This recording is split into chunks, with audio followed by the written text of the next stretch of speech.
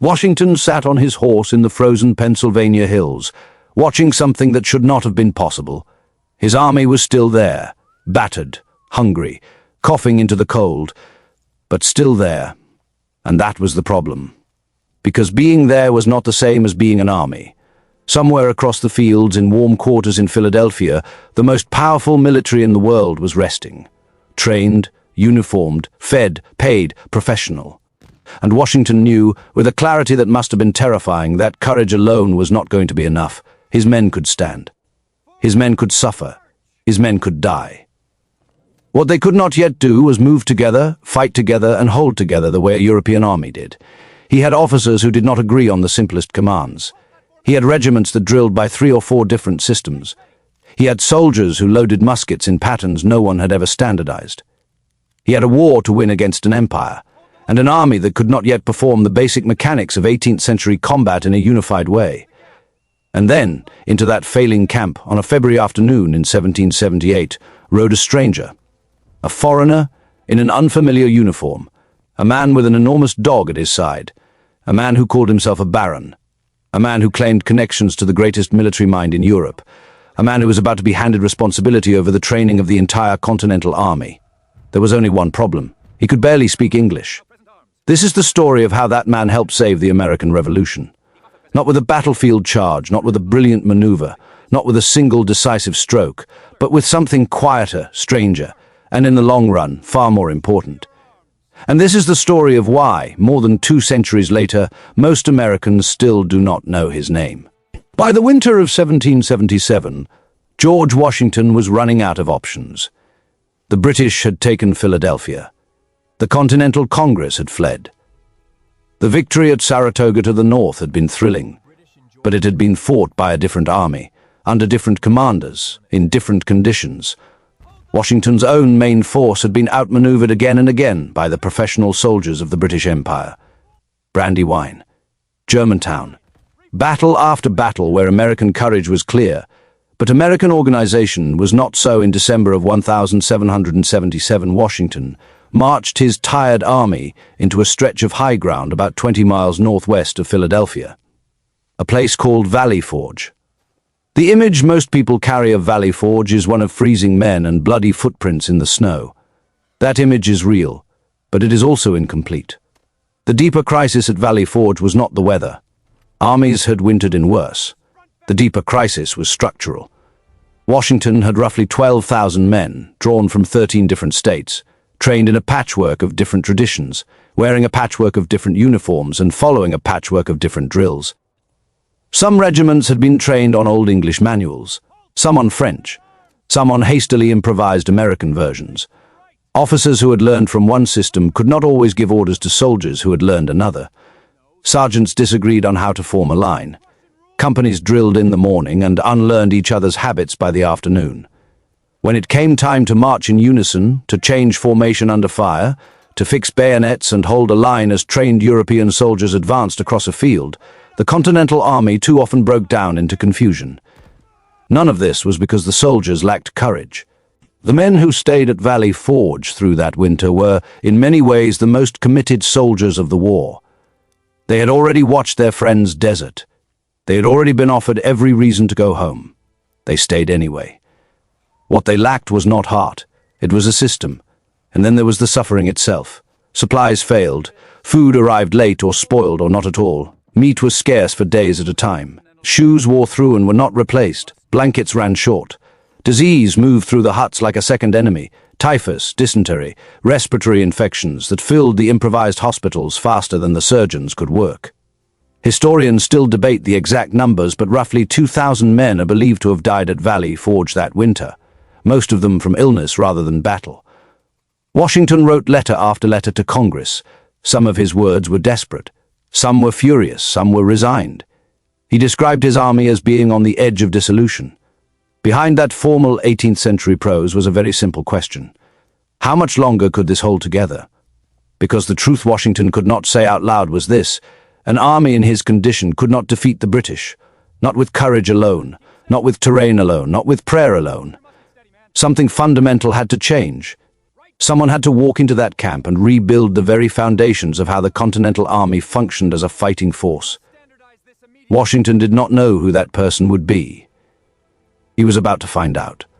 The man who rode into Valley Forge on February 23, 1778, was traveling under a title he did not fully own. His name, as he presented it in America, was Friedrich Wilhelm Ludolf Gerhard Augustin, Baron von Steuben. He was 47 years old. He was accompanied by a small entourage, a translator, an aide, and a large Italian greyhound named Azor that would soon become nearly as famous around camp as the man himself. He wore a Prussian-style uniform. He carried letters of introduction from Benjamin Franklin, who had met him in Paris, and he claimed to have served as a lieutenant general in the army of Frederick the Great. Much of that claim was, to put it politely, generous. The historical record is now fairly clear on this. Steuben had been born in 1730, in the Prussian city of Magdeburg, into a military family. His father had been a Prussian army engineer. Steuben himself had enlisted at around 17, in one of the most disciplined and admired armies in Europe. He served for roughly 17 years, fought in the 7 Years' War, and reached the rank of captain. At one point he served as an aide to Frederick the Great himself, and studied under a general staff that had rewritten the standards of European warfare. Then, in 1763, he was released from Prussian service. The reasons remain debated by historians. What is not debated is that in the years that followed, he drifted through minor European posts, ran into financial trouble, and eventually found himself in Paris looking for a way to restart his career. There he met Benjamin Franklin. Franklin, working as America's unofficial ambassador, was fielding a flood of European officers hoping to volunteer in the American War. Most were unimpressive. Steuben was different. He understood military organization at a level few Americans could match. He had lived inside the Prussian system, which meant he had lived inside the most rigorously drilled army in the world. Franklin also understood that a captain would not impress Washington. So the paperwork that traveled with Steuben across the Atlantic quietly promoted him.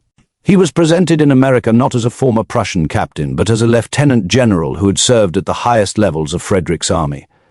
Steuben was, in truth, an unemployed foreign officer with real experience, real knowledge, and an inflated resume. But here is the part that matters. When Washington met him, Washington was not fooled for long about the details. What Washington cared about was capability. And within days of arriving, Steuben began demonstrating something that no letter of introduction could have promised. He understood how a European army was actually built.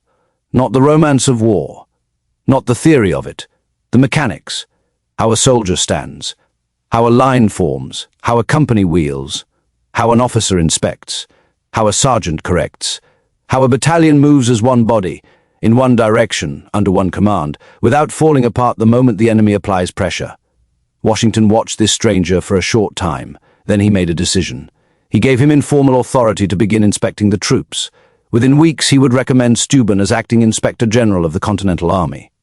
Congress would formally confirm the appointment that spring. An unemployed Prussian captain, less than a month off the boat, was about to be handed the training of Washington's entire army, and he still could not speak English. This is one of the strangest ironies in American military history.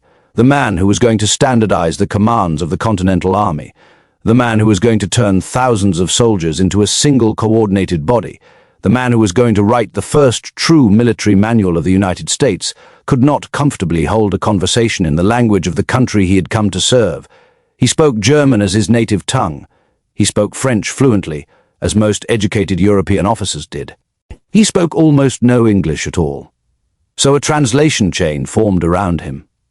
Steuben would think in German. He would speak or write his ideas in French. His young secretary, a 17-year-old French speaker named Pierre Duponceau, would translate the French into English. And then two of Washington's most trusted aides, John Laurens and Alexander Hamilton, would refine that English into the clean, precise military language that Steuben's drills required. Picture that for a moment. A Prussian captain, a French teenager, and two future icons of American history, huddled together in a Valley Forge hut, hammering out a common military vocabulary for an army that had never really had one. Out on the drill field, the translation problem became almost comic. Steuben would shout commands in a mix of German and French. The soldiers would stare at him. He would gesture. He would demonstrate. He would lose his temper, sometimes spectacularly, cursing in 3 languages at once. Junior officers who were standing nearby would race to translate his fury into English so the men could act on it. The soldiers loved him for it, because behind the shouting was something they had never quite seen from a general before.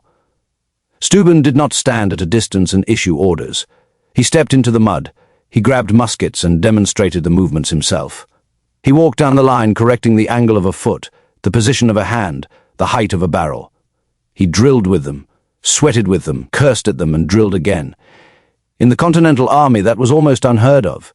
In the British and Prussian tradition, senior officers left the drilling to sergeants. Steuben decided that Valley Forge could not afford that luxury. There were not enough experienced sergeants. There was not enough time. And if he wanted a new system to take hold, he was going to have to teach it with his own hands. But Steuben was smart enough to understand something else. He could not personally train 12,000 men. Not in a season. Not in a year. Not ever. So he made a decision that would change everything. He was not going to train the army. He was going to train the trainers. He selected roughly 120 men from the ranks. Many of them came from Washington's own personal commander-in-chief's guard. They were pulled together into what he called the Model Company. And into these 120 men, Steuben poured everything he knew. He drilled them from early morning. He drilled them again in the afternoon. He taught them how to stand, how to march in step, how to face right, face left, wheel by section, form a column, form a line, load a musket in a fixed number of standardized motions, fix bayonets, and use those bayonets as an actual weapon of assault rather than an ornament at the end of a barrel. That last point mattered more than it might sound.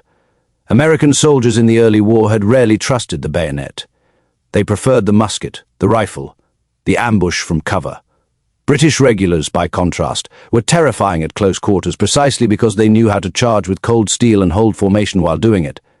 Again and again in the war so far, American lines had broken when British bayonets closed the distance. Steuben was determined to end that. Day after day he drove the Model Company through the same movements. Correction, repetition, failure, correction, repetition.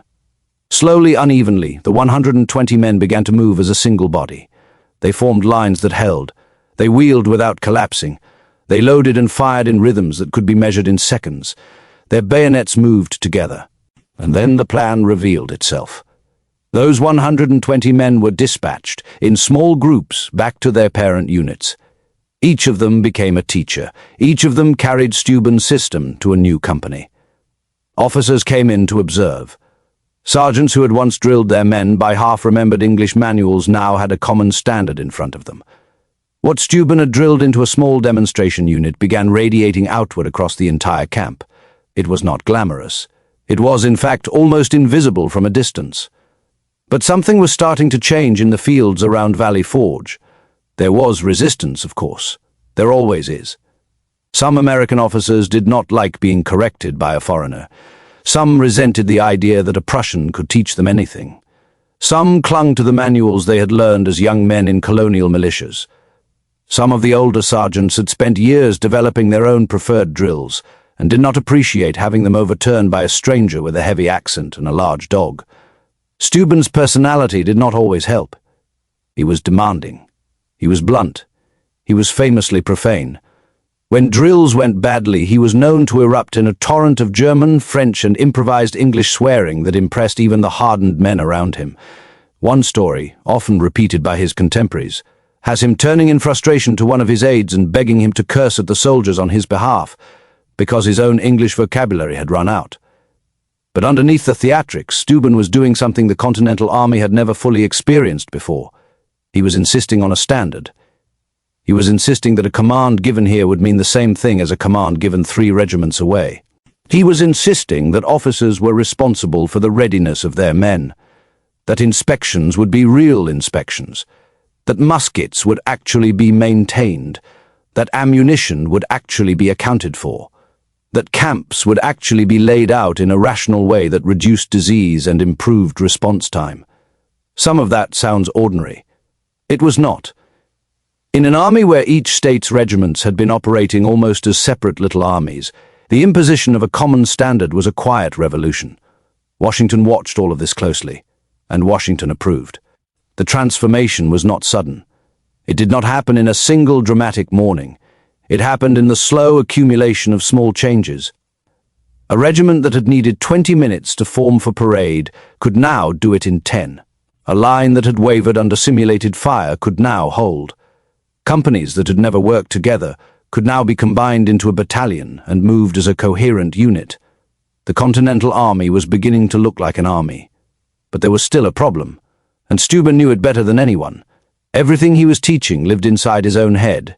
If he left camp or fell ill or was killed, the whole system could unravel.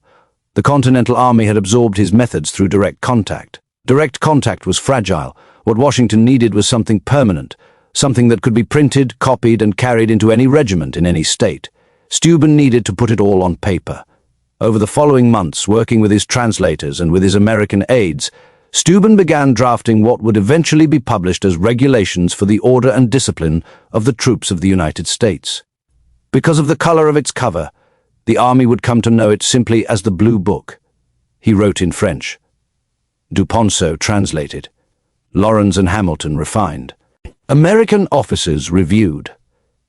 Line by line, page by page, a book emerged that did something no American manual had ever done before. It described, in one unified system, how the Continental Army should march, form, load, fire, camp, inspect, maintain equipment, and organize its officers.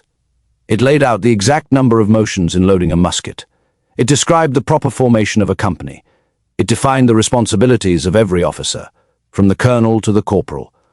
It explained how a camp should be laid out, where the latrines should be placed, how the guards should be posted, how the sick should be handled. It turned the intangible habits of a professional army into instructions any literate officer could read and apply. Congress adopted the regulations in 1779. Printed copies began circulating through the Continental Army, and what had begun as one Prussian officer's improvised system in a Pennsylvania winter camp became the official training standard of the Army of the United States. The Blue Book would remain the primary drill manual of the American Army for more than 3 decades. It would train the soldiers who fought the Barbary Wars. It would still be in use, in modified form, when American troops marched into the War of 1812. Long after Steuben himself was gone, his book was still teaching. That is what he had really built at Valley Forge. Not a battle, not a maneuver, a system. But systems have to be tested. In June of 1778, the British in Philadelphia made a decision that would give Steuben's work its first great trial. Under a new commander, Sir Henry Clinton, they abandoned the city and began moving overland across New Jersey toward New York. It was a long column, weighed down with supplies, wagons, and thousands of loyalist civilians who did not dare stay behind. Washington saw an opportunity. A slow column, strung out across the countryside, exposed to attack. He gathered his officers and asked the question every commander eventually has to ask. Was his army ready? Some officers, including the senior Charles Lee, were skeptical. They had seen the Continental Army break before. They did not want to gamble on it. Others, including younger officers who had watched the Valley Forge training up close, argued that the moment had come. Washington chose to strike. The armies met near Monmouth Courthouse in New Jersey on June 28, 1778. It was one of the largest battles of the war and would be fought in brutal summer heat that killed men on both sides from thirst and exhaustion alone. The battle began badly for the Americans. Lee, commanding the advance force, ordered a confused retreat that nearly turned into a rout. Washington rode forward, found the situation collapsing, and famously confronted Lee in front of the troops. Then he did something that only weeks earlier might have been impossible. He personally reorganized the retreating units on the field, and they held, under fire, in the open, against advancing British regulars. American soldiers formed lines, reformed lines, moved in coordinated units, and returned fire with a discipline that veterans on both sides would remember for years. Historians have debated Monmouth for centuries. It ended without a clear winner in the traditional sense. The British continued their march to New York. The Americans held the field at the end of the day. But what mattered was not the map. What mattered was the behavior of the Continental Army under pressure. At Monmouth, for the first time in the war, American soldiers went toe-to-toe with British regulars in open field combat, in extended formations with bayonets and volleys, and did not break. Officers on both sides noticed. British commanders would write privately of the surprising steadiness of the American infantry. American officers would write of a confidence they had never quite felt before. Steuben himself was present that day, helping to organize troops as they came onto the field. But it would be historically dishonest to say that Steuben won Monmouth. He did not.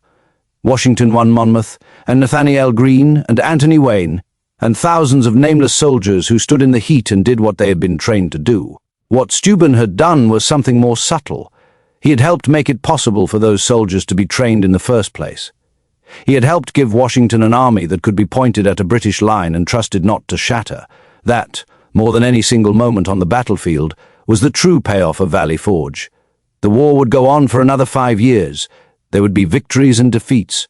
There would be the long stalemate in the north, the brutal southern campaign, the eventual march to Yorktown. Steuben would continue to serve throughout the war. He would fight in the south under Greene.